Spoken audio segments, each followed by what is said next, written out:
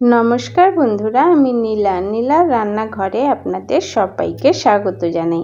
आजकेर पर्वे आमी एकटी दारुण स्वादेर रेसिपि निये एसेछि। आपनारा तो देखेई बुझते पेरेछेन आजके आमी कि बानिये देखाबो। एकदम ठीक भेबेछेन, आज आमी शिमेर भर्ता तैरी करे आपनादेरके देखाबो। जारा जारा आमार भिडियोटी देखछेन अनुरोध रइलो सम्पूर्ण भिडियोटी देखार जोन्नो। आर हाँ, प्लिज सबस्क्राइब करे पाशे थाकबेन। गरम भातेर साथे एई शिमेर भर्ता मेखे खेते किन्तु दारुण लागे। चलुन ताहले शुरू करी। कड़ाई बसिए दिয়েছি গ্যাসে, দিয়ে দিলাম পরিমাণ মতো জল। প্রথমে আমি শিমগুলো সেদ্ধ করে নেব। দেখুন আমি শিমগুলো রেডি করে নিয়েছি। শিরাগুলো কেটে দুই মাথা দুই দিকে কেটে বাদ দিয়ে এখন আমি ভালো করে কিন্তু ধুয়ে নিয়েছি। এখন গরম জলের ভিতরে দিয়ে দিলাম শিমগুলো। সবগুলো শিম দিয়ে দেওয়ার পরে দিয়ে দিচ্ছি স্বাদ মতো লবণ। এখানে খুবই অল্প পরিমাণে লবণ অ্যাড করেছি, আপনারা দেখতেই পেয়েছেন। দেখুন ফুটে উঠেছে, প্রায় 3 মিনিটের মতো টাইম লেগেছে ফুটে উঠেছে। এখন আমি 2 মিনিটের মতো নাড়াচাড়া দিয়ে আবারও একটু ফুটিয়ে নেব, সেদ্ধ করে নেব। শিমগুলো খুব ভালোভাবে সেদ্ধ করে নেব, উল্টে পাল্টে সেদ্ধ করে নেব। 5 মিনিটের মতো সময় লাগে, বেশি সময় লাগে না। দেখুন সেদ্ধ হয়ে গেছে, খুব ভালোভাবে সেদ্ধ হয়ে গেছে। এখন আমি নামিয়ে নেব। হাতা নিয়ে নিলাম, একটি চামচ বড় চামচ নিয়ে এখন আমি শিমগুলো কড়াই থেকে বের করে নিয়েছি। কড়াই ধুয়ে পরিষ্কার করে দিয়ে দিলাম 6টা শুকনো লঙ্কা আর কিছু রসুনের কোয়া। 3 মিনিটের মতো মিডিয়াম ফ্লেমে ভেজে নেব প্রথমে রসুন আর শুকনো লঙ্কা, যাতে শুকনো লঙ্কাগুলো মচমচে হয়ে যায়। ভাজা হয়ে গেছে দেখুন। এই সময় গ্যাসের ফ্লেম লো করে দিতে হবে। দিয়ে দিলাম 1 চামচ পরিমাণ কালো জিরে।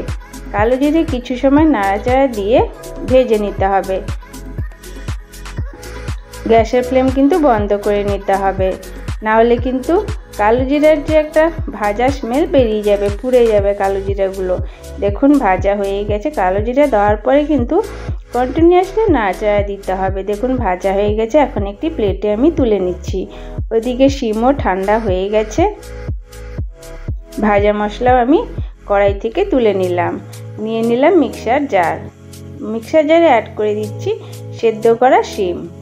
সবগুলো শিম দিয়ে দেওয়ার পরে দিয়ে দিচ্ছি ভাজা মশলা, শুকনো লঙ্কা, রসুন আর কালো জিরে দিয়ে দেওয়ার পরে আমি এখন ঢাকা লাগিয়ে মিক্সির জার ঢাকা লাগিয়ে দিলাম। এখন আমি পেস্টটি রেডি করে নিয়েছি। দেখুন খুব ভালোভাবে পেস্টটি রেডি করে নিতে হবে। জল কোনো অ্যাড করিনি, দেখতেই পাচ্ছেন। রেডি হয়ে গেছে। কড়াই বসিয়ে দিয়েছি, দিয়ে দিলাম অল্প পরিমাণে সর্ষের তেল খুব ভালোভাবে গরম করে নিতে হবে। দেখুন তেল গরম হয়ে গেছে। এখন এর ভিতরে অ্যাড করে দেবো একটি মিডিয়াম সাইজের পেঁয়াজ কুচি, দিয়ে 2 মিনিটের মতো ভেজে নিতে হবে। লাইট ব্রাউন কালার হওয়া অবধি আমি ভেজে নেব। পেঁয়াজগুলো হালকা নরম হয়ে যাবে, ততক্ষণ আমি ভেজে নেব। দেখুন ভাজা হয়ে এসছে, প্রায় দেখতেই পাচ্ছেন ভাজা হয়ে গেছে। দেখুন কালারটা কত সুন্দর হয়ে গেছে পেঁয়াজ ভেজে নেওয়ার পরে অ্যাড করে দিচ্ছি আমি মিক্সি জারে পেস্ট করা শিম, শুকনো লঙ্কা, কালো জিরে আর রসুন দিয়ে দিলাম। দিয়ে দিচ্ছি খুবই অল্প পরিমাণে জল। এখন খুব ভালোভাবে নাড়াচাড়া দিয়ে মিশিয়ে নেব। দিয়ে দিলাম স্বাদ মতো লবণ, দিয়ে খুব ভালোভাবে মিশিয়ে নিতে হবে। গ্যাসের ফ্লেম লো করে দিতে হবে, লো টু মিডিয়াম ফ্লেম, না হলে কিন্তু প্রচুর ছিটকে যাবে।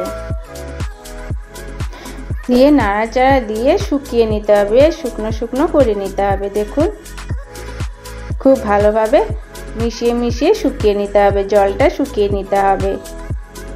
আমি খুবই অল্প পরিমাণে জল অ্যাড করেছি মিক্সির জার ধুয়ে। দেখুন রেডি প্রায় হয়ে গেছে। এখন আমি অ্যাড করে দিচ্ছি কিছু ধনিয়া পাতা কুচি দিয়ে 1 মিনিটের মতো নাড়াচাড়া দিয়ে মিশিয়ে নেব। বেশি সময় নাড়াচাড়া দেওয়া দরকার নেই। রেডি হয়ে গেছে দারুণ স্বাদের শিমের ভর্তা। গরম গরম ভাতের সাথে খেতে কিন্তু অপূর্ব স্বাদ লাগে। ছোট থেকে বড় সবাই খুবই পছন্দ করে। দেখুন যারা আমার ভিডিওটি দেখছেন তাদেরকে অসংখ্য ধন্যবাদ। প্লিজ সাবস্ক্রাইব করে পাশে থাকবেন। দেখুন রেডি হয়ে গেছে শিমের ভর্তা। আমার রেসিপিটি যদি আপনাদের ভালো লেগে থাকে তাহলে অবশ্যই like, comment, share and subscribe করবেন। আর হ্যাঁ, পাশে থাকা বেল আইকনটা ক্লিক করবেন যাতে আমার প্রত্যেকটি ভিডিওর নোটিফিকেশান আপনাদের কাছে পৌঁছে যায়। আর যদি ফেসবুক থেকে দেখতে থাকেন তাহলে অবশ্যই আমার পেজটি ফলো করে দিবেন। ভিডিওটি কেমন লাগলো অবশ্যই কমেন্ট করে জানাবেন।